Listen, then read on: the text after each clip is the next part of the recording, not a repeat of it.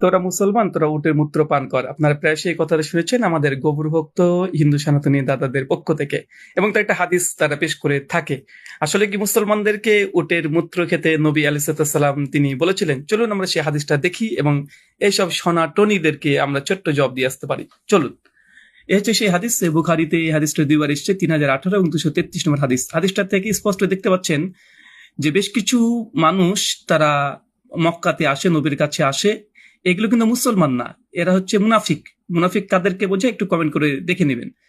তো এখানে নবীর কাছে এসে বলে যে নবী, আমরা তো অসুস্থ হয়ে যাচ্ছি, আপনাদের মদিনার পরিবেশ আমাদের জন্য ভালো হচ্ছে না, তো আমাদেরকে উটের ঘরে যেতে দেন। তো নবী তাদেরকে উটের ঘরে যেতে দেন। তখন তারা উটের প্রস্রাব এবং দুধ খায় এবং তারা তাদের পেটে যে সমস্যা হয়েছিল সেটা সুস্থ হয়ে যায়। এরপরে এই ব্যক্তিরা দেখবেন যে সে উটগুলোকে এবং উটের রাখালদেরকে, মানে উটের রাখালকে হত্যা করে উটগুলোকে নিয়ে চলে যায় এবং তারা মুরতাদ হয়ে যায়। তার মানে বোঝা যাচ্ছে এই হাদিস থেকে যে সেই ব্যক্তিরা আগে থেকেই মদিনাতে বা মক্কাতে তারা উটের প্রস্রাব পান করত এবং উটের দুধ খেত এবং নবীর কাছে অনুমতি চেয়েছে, নবী তাদেরকে অনুমতি দিয়েছে। আসলে এরা মুসলিম ছিল না, এরা ছিল মুনাফিক, পরে মুরতাদ হয়ে যায়, কেননা সেই উটটাকে তারা নিয়ে পালিয়ে যায় এবং রাখালটাকে হত্যা করে। আর মুসলমানকে নবী, একজন মুসলমান নবীর কাছে এসে বলে যে নবী, আমার ভাইয়ের পেটে তো অসুস্থ হয়েছে, আমরা কি করব? তো নবী বললেন মধু পান করো। যে সে বুখারী 4521 নম্বর হাদিস। তার মানে বুঝতে পারছেন, মুসলমানদের জন্য আল্লাহ নবী বলেছেন যে তোমাদের পেটে যদি কোনো সমস্যা হয় তোমরা মধু পান করবে। আর মুনাফিক যারা কাফের ছিল তারা যখন এসেছে, তারা আগে থেকে এই মূত্র পান করতে উঠে তাদের বলেছে যা তোমরা মূত্র পান যেহেতু করো, তোমরা মূত্র পান করো। তো কাদেরকে? এটা কাফের, মুনাফিক, এরা মুসলিম নয়। তাই আমাদেরকে এই অভিযোগ করা অনর্থক যে মুসলমান তোমরা মূত্র পান করো। আর কোন মুসলমানকে দেখবেন না যে আল্লাহ নবী কখনো জীবনে একবার মূত্র পান করেছে বা কোনো সাহাবী পান করেছে, কোনো তাবি পান করেছে।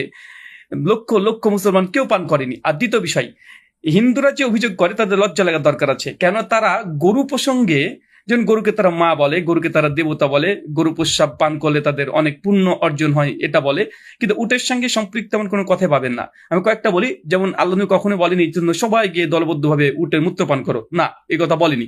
উটের মূত্র খাবার হিসাবে পবিত্র, নবী এ কথা বলেনি। উটের মূত্র খেলে পুণ্য হবে, নবী এ কথা বলেনি। উটের মূত্র খেলে পাপ দূর হয়, এ কথা বলা হয়নি। উটের মূত্র পান করলে বা গোসল করলে অনেক রোগ থেকে মুক্ত পাওয়া যায়, এটা নবী বলেনি। উটের মূত্র দিয়ে নিজেকে, পরিবেশকে পবিত্র করতে নবী কখনো বলেনি।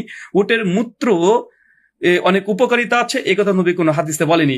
উট আমাদের মা, বা উট আমাদের বাবা, বা উট আমাদের দেবতা, বা উট আমাদের আল্লাহর কোনো বাহন, এ কথা বলেনি। বা উটকে পুজো করো, বা উটকে কাছ থেকে তোমরা আশীর্বাদ নাও, বা উটের কাছ থেকে তোমরা দেবী রূপে, মা রূপে গ্রহণ করো, কোনো কিছু নেই।